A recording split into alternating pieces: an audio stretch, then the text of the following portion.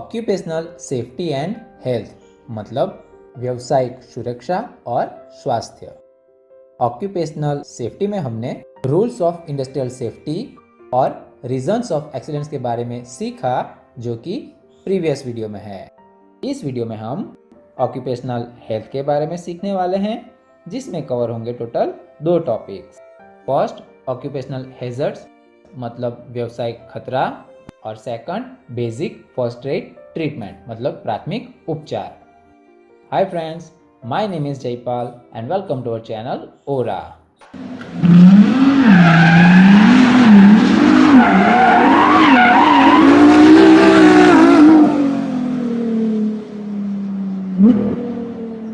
आज के लेसन में हम सीखने वाले हैं ऑक्यूपेशनल हेल्थ के ऑलमोस्ट सभी फैक्टर्स के बारे में, जैसे कि टॉपिक 1 ऑक्यूपेशनल हैजर्ड्स, जिसमें हम डिस्कस करेंगे 8 टाइप ऑफ ऑक्यूपेशनल हैजर्ड्स के बारे में।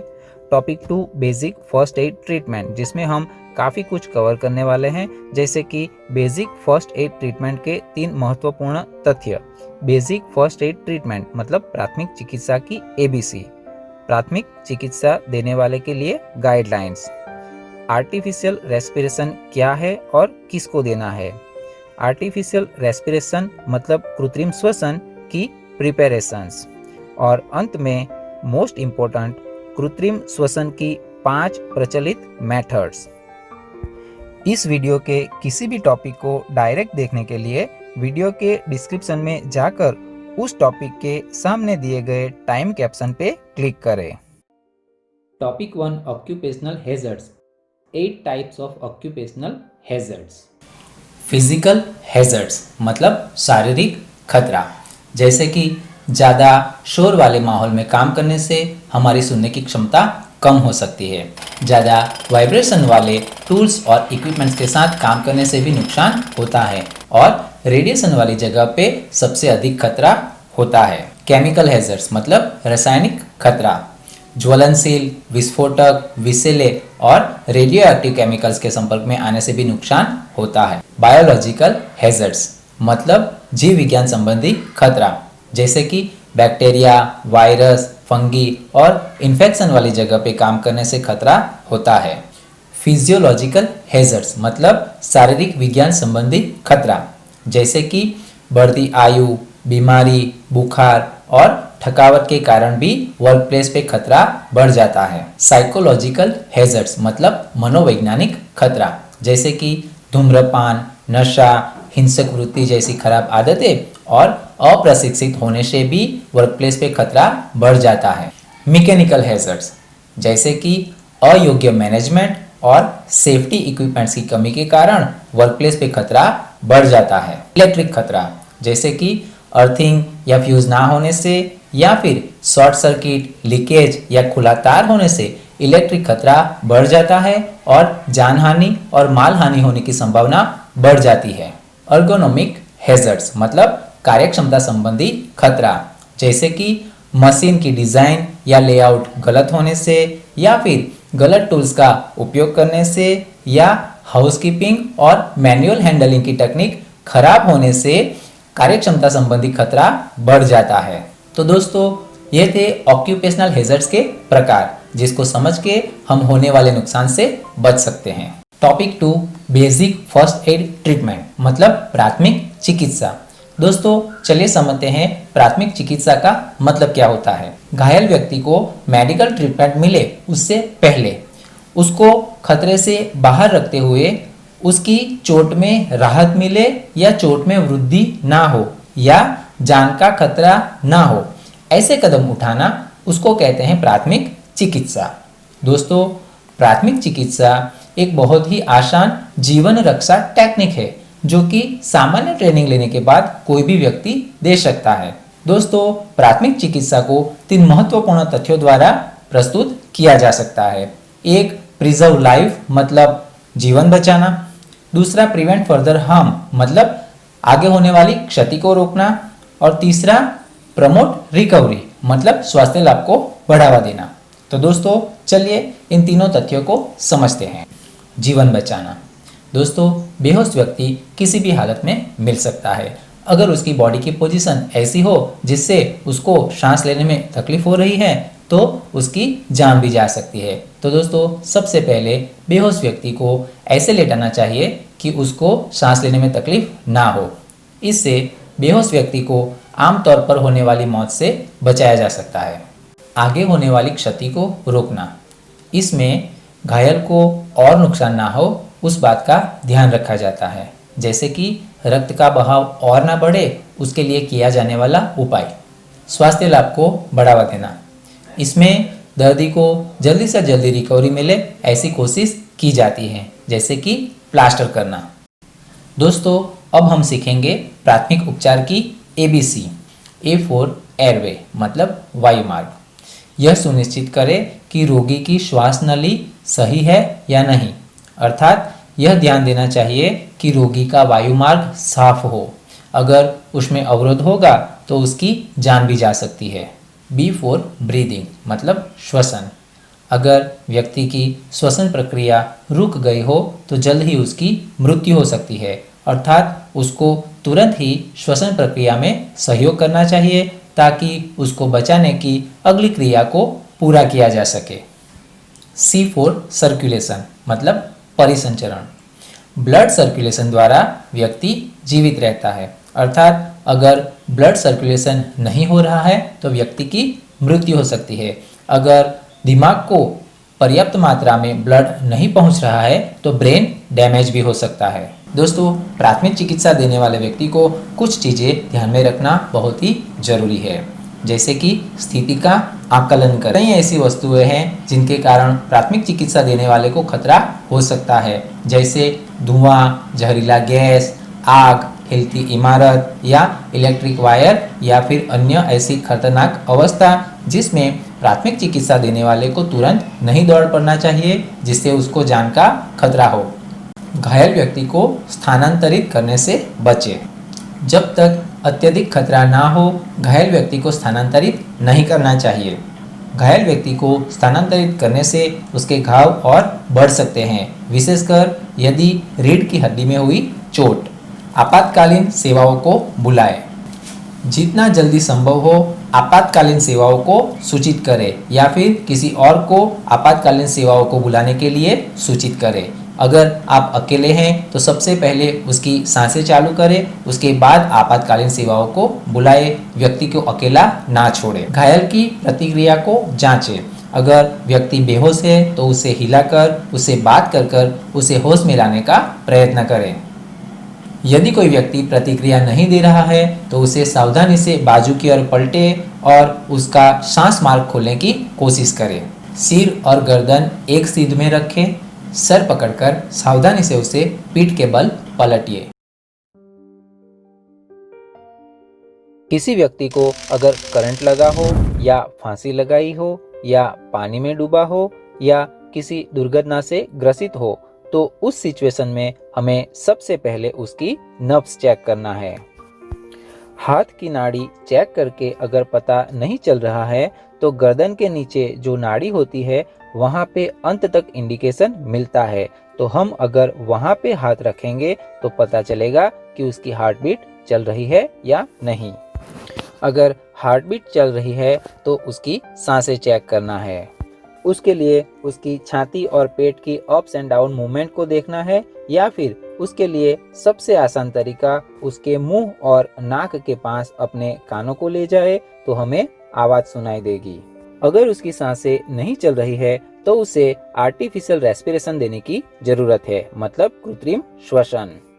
दोस्तों दुर्घटना कोई भी हो, किसी भी अवस्था में अगर हमें किसी व्यक्ति को आर्टिफिशियल रेस्पिरेशन देना है तो सबसे पहले उसके शरीर से जकड़न वाली चीज़ें, जैसे कि अगर उसने बेल्ट पहना हो, शूज़ पहना हो या हेलमेट पहना हो तो उसे हटाना है।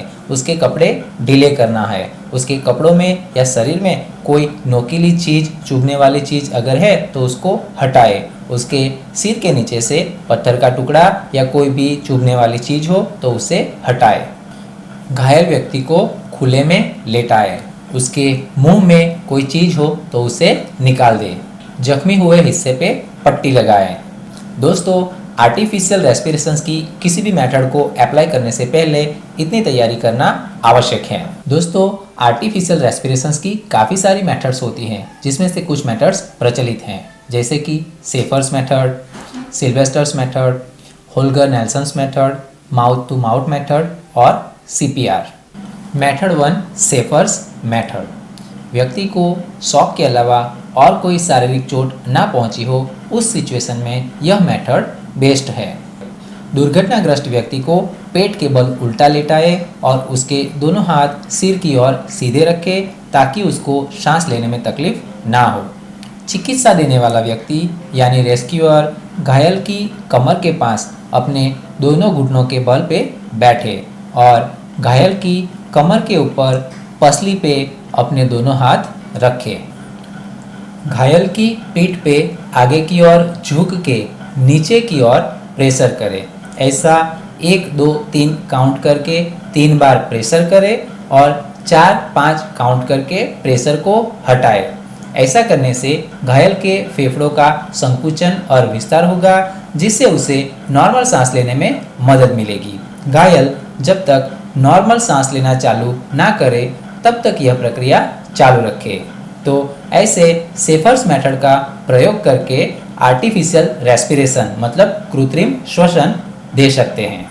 Method 2, Silvester's method. घायल व्यक्ति को छाती पे या शरीर के आगे के हिस्से में अगर ज़्यादा शारीरिक चोट लगी हो, ऐसी सिचुएशन में सिल्वेस्टर्स मेथड का प्रयोग किया जाता है। घायल व्यक्ति को पीठ के बल लेटाया जाता है। रेस्क्यूअर को घायल के सिर के पास घुटनों के बल बैठना है। दोनों घुटनों के बीच में घायल का सर होगा।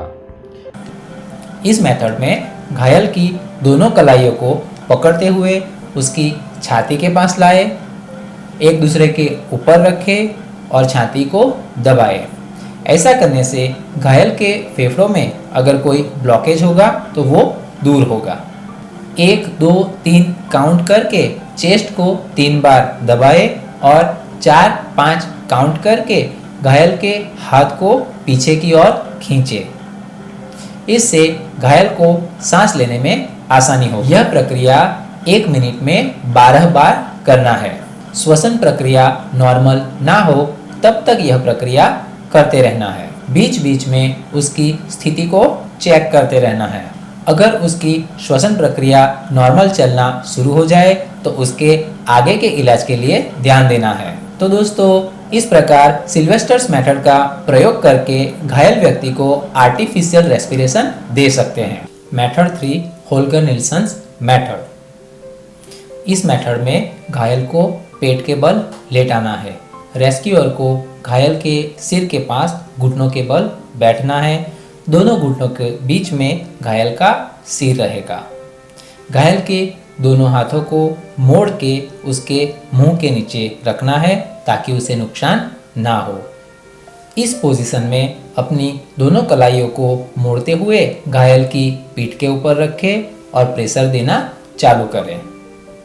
1, 2, 3 काउंट करके 3 बार प्रेशर देना है और 4, 5 काउंट करके प्रेशर को हटाते हुए उसकी दोनों कोहनियों को अपनी ओर खींचना है।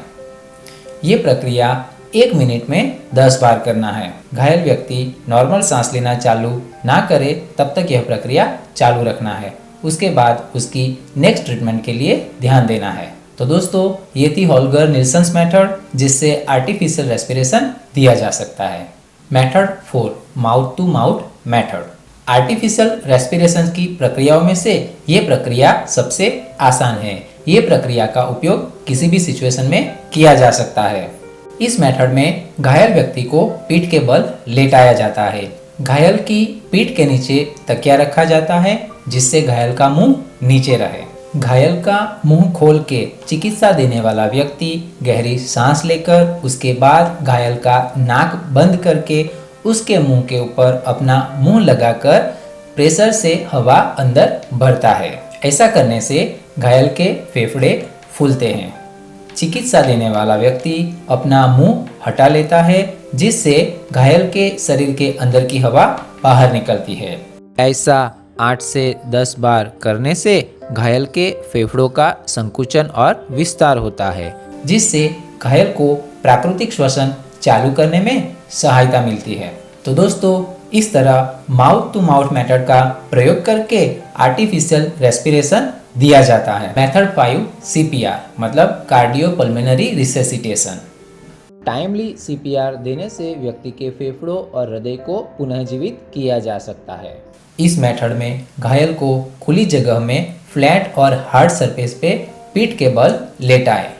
मरीज की लास्ट पसली छाती की हड्डी के साथ जहाँ पे मिलती है वहाँ पे अपनी हाथ की उंगली ले जाएं। वहाँ से 2 उंगली ऊपर अपने एक हाथ की हथेली को छाती की हड्डी पे रखें।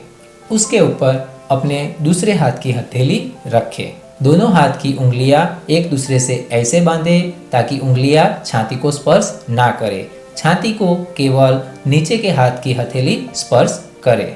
1 मिनट में 80 से 100 बार की गति से छाती की हड्डी को 1.5 से 2 इंच दबाएं। प्रेशर करते वक्त अपने हाथों को कोहनी से ना मोड़े बल्कि सीधा रखें। गति और लय का तालमेल बना के रखें। इस तरह 1 से 30 तक की गिनती करते हुए छाती की हड्डियों को नीचे की ओर दबाएं। साथ ही साथ फेफड़ों की हवा को बाहर निकलने का समय दें। ऐसा 30 बार दबाने के बाद घायल के मुंह में 2 बार गहरे सांस दें। इस तरह 5 साइकिल कंप्लीट करने के बाद घायल की नब्ज चेक करें। इस प्रक्रिया को जब तक घायल प्राकृतिक श्वसन चालू ना करे तब तक चालू रखना है। दोस्तों, कई बार क्या होता है कि घायल के मुंह में खून होता है या मुंह में चोट लगी होती है तो सांसें देना पॉसिबल नहीं होता है। तो ऐसी सिचुएशन में इसी मेथड से छाती पे प्रेशर करना चालू रखें। दोस्तों, इस मेथड में कभी कभी बुजुर्ग या कमजोर व्यक्ति की पसलियां टूट भी सकती है, लेकिन यह प्रक्रिया चालू रखनी है क्योंकि व्यक्ति अगर जीवित होगा तो उसकी पसलियां तो बाद में भी जुड़ जाएगी। तो दोस्तों, आर्टिफिशियल रेस्पिरेशन की सभी मेथड में ये मेथड सबसे ज़्यादा प्रचलित है क्योंकि यह मेथड साइंटिफिकली अप्रूव्ड है और इस मेथड को ज़्यादा लंबे समय तक चालू रखने की जरूरत नहीं पड़ती। तो दोस्तों, आज हमने सीखा ऑक्यूपेशनल हेल्थ के बारे में। इसी के साथ lesson number 3 industrial safety and basic first aid treatment complete होता है। नेक्स्ट लेसन में हम सीखने वाले हैं personal safety and safety precautions के बारे में। तब तक के लिए keep watching my videos and keep enhancing your automobile skills. See you in next video.